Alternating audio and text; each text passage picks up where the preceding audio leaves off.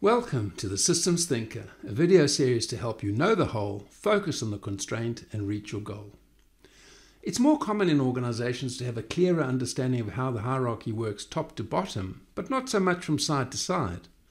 None of us could achieve very much without working across the silos, as value is created horizontally through the value chain, not vertically through the layers of management.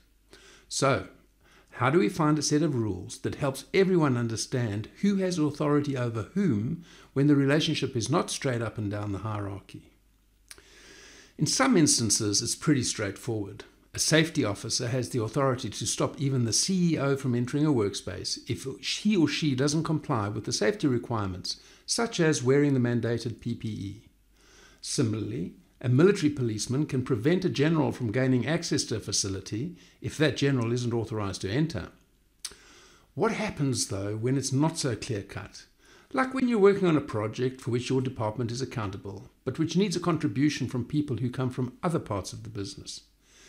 If, say, you're a project manager who works in marketing, who decides if you can instruct someone from production to make your samples, can you tell them when to stop, delay, or start working on your task?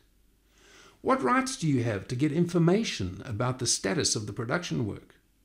With whose permission would you be able to gain access to your production counterpart to persuade or explain what you're aiming at? What if you need to call a coordinative meeting? Do you have the authority to do so? And what right do you have to report to both your and your production colleague's boss about he or she is performing the work?